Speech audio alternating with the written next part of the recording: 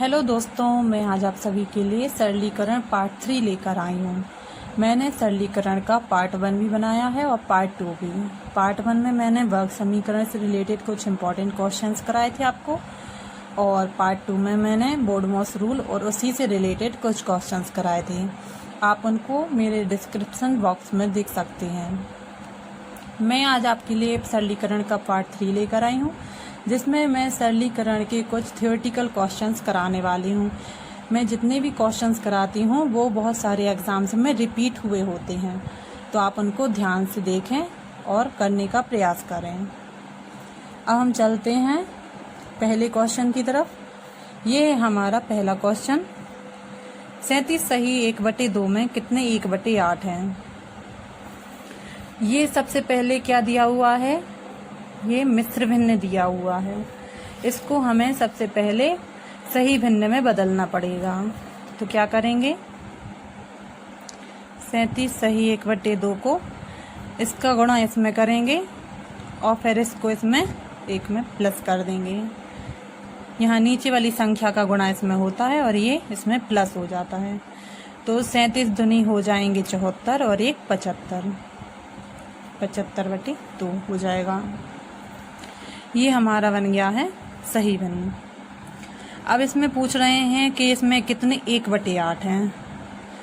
जब भी क्वेश्चन में इस तरह से पूछा जाता है कि इस संख्या में कितने 1/8 हैं, या कोई भी संख्या हो सकती है इनके अलावा, तो जिस संख्या के बारे में पूछते हैं उससे हमें पहली संख्या में भाग देना होता है, तो हमारा आंसर एक्यूरेट निकल आता है। जैसे हमने इसको सही भिन्न कर लिया, इसमें अब हम क्या करेंगे? 1/8 से हम भाग करेंगे। 1/8 से हम भाग करेंगे तो क्या होगा? ये जो बीच का बटे है वो पलट जाएगा और गुणित में संख्याएं आ जाएंगी। जैसे 75/2 है और ये जो बटे है वो गुणित में चेंज हो जाएगा। 8 ऊपर पहुंच जाएगा और 1 नीचे आ जाएगा। अब ये 2 एकम 2, 2 चौके 8, ये 4 बार कैंसिल हो गया है। 4 का गुणा 75 में हो जाएगा तो क्या आएगा? 300। यही हमारा आंसर हो जाएगा। तो देखा ना दोस्तों आपने कि ये क्वेश्चन कितनी सरलता से हल हो गया है। इसी तरह ये दूसरा क्वेश्चन है, ये भी बहुत ही आसान है और ये बहुत सारे एग्जाम्स में रिपीट हो चुका है। 1/12 का कौन सा भाग 3/8 है, ये बताना है हमें। तो अभी तो हमें पता नहीं है कि 1/12 का कौन सा भाग है जो 3/8 है, तो हम यहाँ पर मान लेंगे। क्या मानेंगे? माना वह x है। 1/12 का x भाग 3/8 है, तो यहाँ लिखेंगे x भाग 3/8। ये हमारी इक्वेशन जम गई है। यहाँ x ज्यों का त्यों रहेगा और ये 12 का पक्षांतर इस साइड हो जाएगा। अभी ये 1 के भाग में है, फिर यहाँ जब पहुँचेगा तो ये गुणा में चेंज हो जाएगा। 3/8 गुणित गए 12। अब यहाँ ये कट जाएगा, 4 दूनी 8 और 4 तिया 12, तो x बराबर आ जाएगा 3 तिरका 9 और बटे 2। ये हमारा आंसर हो जाएगा। अब चलते हैं हम दूसरी क्वेश्चन की तरफ। अगला क्वेश्चन है हमारा, एक छात्र को किसी संख्या को 37 से गुणा करने को कहा गया, परंतु त्रुटिवश उसने इसे 73 से गुणा कर दिया। इस प्रकार छात्र द्वारा प्राप्त उत्तर सही उत्तर से 648 अधिक था। वह संख्या क्या है? हमें बताना है। ये क्वेश्चन बहुत सारे एग्जाम्स में रिपीट हुआ है, सिर्फ इसकी संख्याओं में चेंजेस होते हैं, बाकी क्वेश्चन यही रहता है। तो आपको मेथड समझना है, संख्याओं से आपको कोई मतलब नहीं है।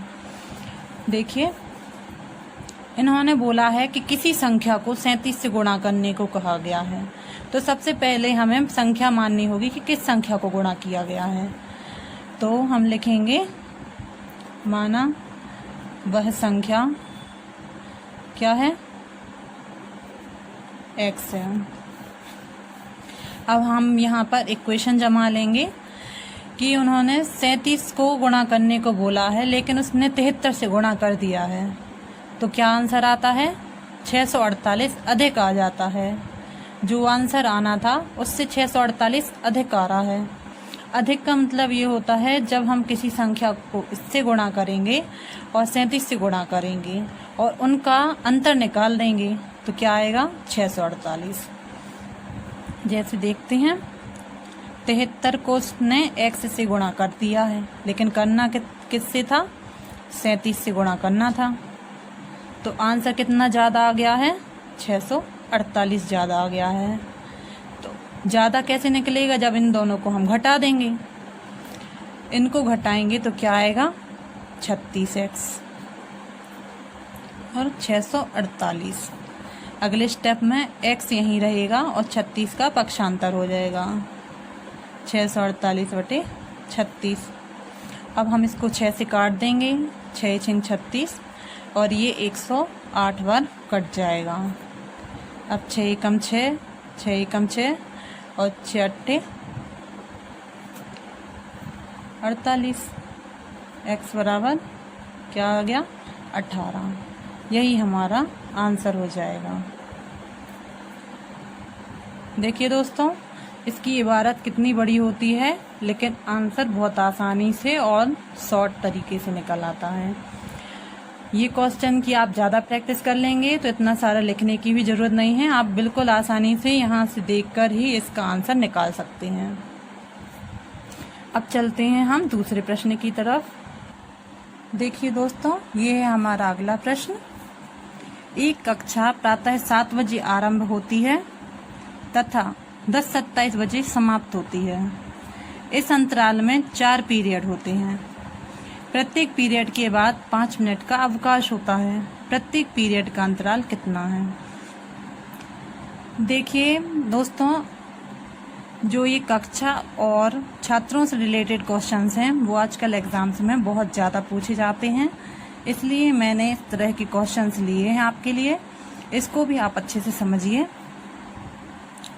इसमें बता रहे हैं कि कक्षा का समय है 7 और चलती कब तक है? वो 10:27 तक चलती है कक्षा। 7 से 10:27 तक कक्षा चल रही है। इस अंतराल में 4 पीरियड होते हैं। प्रत्येक पीरियड के बाद 5 मिनट का अवकाश होता है। तो टोटल कितने घंटे कक्षा चल रही है? ये जो अंतराल पड़ रहा है इसमें 3 घंटे और 27 मिनट का अंतराल चल रहा है। देखिए दोस्तों, ये अलग अलग यूनिट में है, तो इसको हम क्या करेंगे? एक यूनिट बना लेंगे। इन दोनों को हम मिनट में चेंज कर लेंगे। तो इसको मिनट में बनाने के लिए क्या करना होगा हमें? यहाँ पर निकलेगा हमारा कुल समय। कितना निकलेगा? इसको मिनट में बदलना है तो 3 को 60 से गुणा करना पड़ेगा और 27 तो मिनट में है ही पहले से। तो क्या हो जाएगा? 180 धन 27। तो कितना आ जाएगा? 207 मिनट।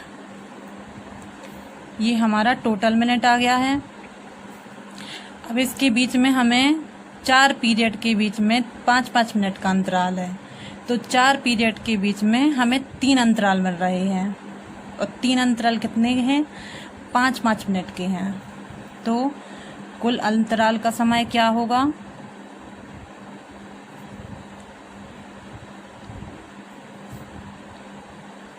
5 दिया 15 मिनट। 15 मिनट तो अंतराल में चला गया है। तो पीरियड कितने मिनट की लग रहे हैं ये बताना है हमें। तो हम क्या निकालेंगे? बचा समय। बचा समय जब निकालेंगे तो इस 207 में से हम 15 माइनस कर देंगे तो कितना आ जाएगा? 192 मिनट। ये 4 पीरियड के टोटल मिनट हैं। इसको हम डिवाइड करेंगे कितने से? 4 से, क्योंकि कितने पीरियड लग रहे हैं? 4 पीरियड।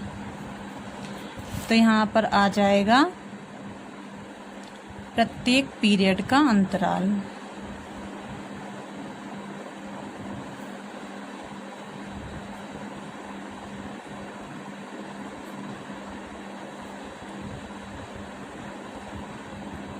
4 से इसको काट देंगे, 4 चौके 16 और 4 अट्ठे 32। तो आंसर क्या हो गया है? प्रत्येक पीरियड का अंतराल कितना है? 48 मिनट।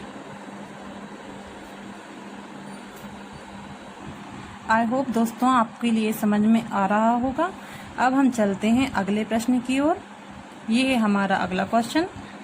एक परीक्षा में प्रत्येक ठीक उत्तर के 4 अंक मिलते हैं तथा अशुद्ध उत्तर का 1 अंक काट लिया जाता है। यदि एक परीक्षार्थी ने 75 प्रश्न हल किए हों तथा उसे 125 अंक मिले हों तो उसने कितने उत्तर सही किए हैं, ये बताना है हमें। सही उत्तर के तो उसको 4 अंक मिल रहे हैं, लेकिन गलत उत्तर का 1 अंक कट जाता है और टोटल उसने 75 प्रश्न किए हुए हैं। तो इसको हम जमाएंगे। कुल किए प्रश्न कितने हैं? 75। हम मान लेते हैं, हमें पता तो नहीं है कि कितने उसने सही किए और कितने गलत किए हैं, तो इसको हमें मानना पड़ेगा। तो हम क्या मानेंगे? माना सही प्रश्न उसने किए हैं x, तो गलत करे हैं उसने, गलत प्रश्न किए हैं क्योंकि टोटल 75 किए हैं। तो x अगर सही कर दिए हैं तो 75 माइनस x उसने गलत कर दिए हैं। ये तो हमने मान लिया है।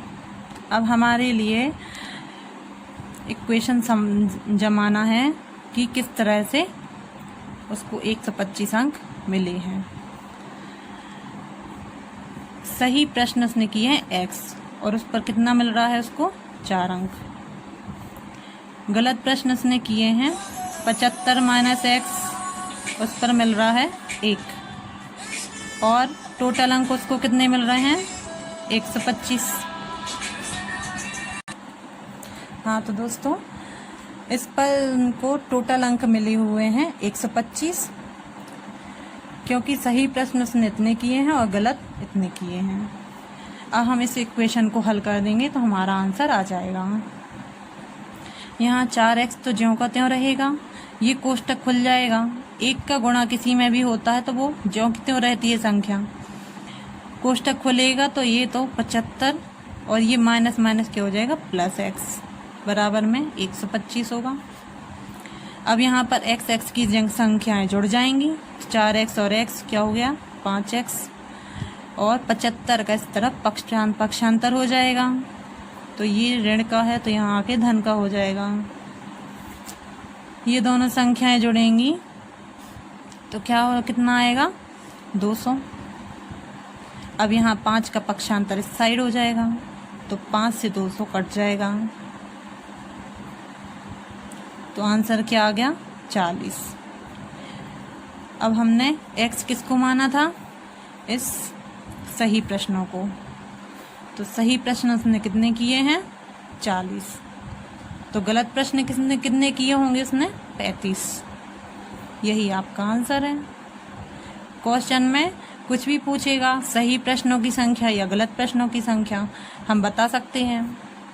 आई होप आपको मेरे सारे क्वेश्चंस अच्छे से समझ में आ गए होंगे। यदि आपको मेरे प्रश्न और मेरी बनाई हुई वीडियो अच्छी लगती है तो आप प्लीज़ लाइक करें।